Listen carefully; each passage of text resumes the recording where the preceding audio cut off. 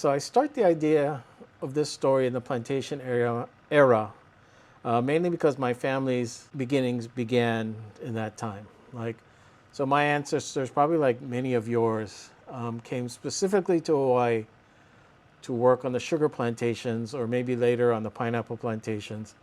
But that sets up one of the important conflicts of the story, the economic differences between the two families. So in Hawaii, the relationship between the plantation and its workers are very one-sided, very paternal, very racial. So in the early 1900s, through the pre-World War II era, the many immigrants from China, Portugal, Puerto Rico, Japan, Okinawa, and the Philippines came for the economic opportunity in Hawaii, right? They didn't come educated, they didn't come with money. Most of them were just manual laborers or subsistence farmers. They only had their labor to sell, what they could carry, what they could do with their hands. So that's different, really, from the early white families that came to Hawaii. Many of them had education, they had connections, they had resources, they had money to start businesses in Hawaii. And so they created the infrastructure that businesses need, like banking, transportation, knowledge of import, export, connections to other countries. They created a mercantile class that was predominantly white in Hawaii.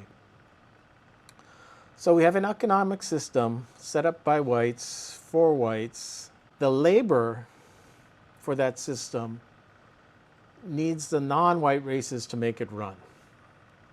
So while we were talking in the story about the economic differences between Masa's family, which is poor and blue collar, and Walter's family, which is affluent and white, the thing that supports these differences, that undergirds the whole thing, is race.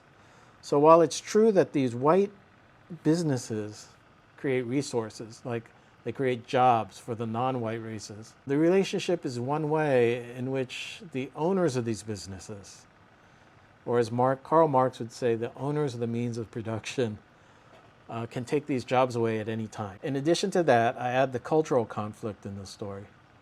The differences between the Japanese family customs and practices of Masa's family and his observations of the customs and practices of the Van Harding family. There are times in the story where Masa is proud of his cultural background, like when he has to explain what the fish carving means to Walter. And there are moments where these cultural differences cause him great discomfort and embarrassment, like the script he has to follow when he's talking to Mrs. Van Harding, or the things he's supposed to do in front of them. So again, the cultural accommodation is one-sided, in which everyone is expected to conform to the wishes and needs of the Van Harding family. And there are moments of rebellion. I've written in moments of rebellion, moments of agency, where the Japanese father plants things he knows won't grow, or he allows things to happen which will, encourage mosquitoes to breed. Acts that we now call malicious compliance. Sort of like, yeah, I can do that, kind of stupid, but you know what? Up to you, right? Also in this story is the idea of hierarchy. So there's a hierarchy between Masa and his father, a kind of cultural code of obedience where the members of the family have to obey the topmost member of the Japanese family, which is the dad, right? He's the absolute emperor. But there's also a hierarchy between the two boys, Walter and Masa. And that mirrors the hierarchy between Masa's father and the Van Harding family, adults. So Masa's father is subservient to the Van Harding adults by virtue of his place or his role as the yard boy. And it's kind of an economic and kind of a cultural enforcement. Masa in the story kind of has to obey the demands and needs of the boy Walter in the same way his dad has to obey the needs and the demands of the Van Hardings, right? So, the boys aren't aware of this explicitly, but they know how they're supposed to act within the roles according to their station.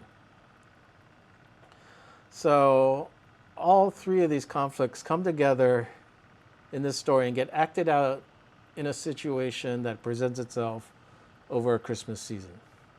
In the end, the father kind of escapes his situation by starting his own business. So he escapes the patriarchal system of the plantation and the business arrangement that he has outside the plantation where the whites are on top, controlling all the resources. He creates another world for himself and his family where, they're more in control of their lives. Masa, however, kind of sticks to his own community, right? I mean, this is fiction. I could have written a different ending. I could have written the kind of ending like you would see in a Hallmark movie where the two boys see each other a lot and you get this montage of them, eating ice cream together or running through the field, holding hands, getting into mischief, and getting, scolded by Mrs. Van Harding while they wink at each other, that kind of thing.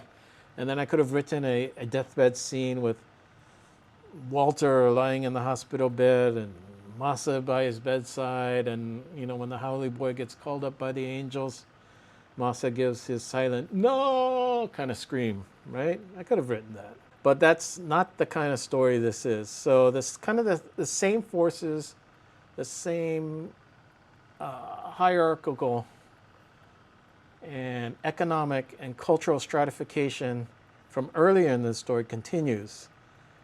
And so the two worlds, the Japanese world and the Howley worlds, are still separate at the story's end.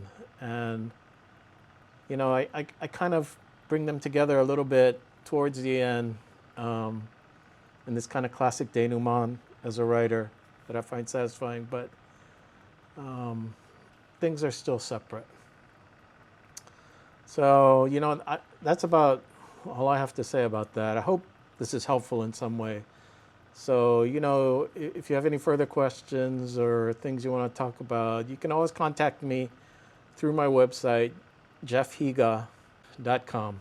So, okay, thanks.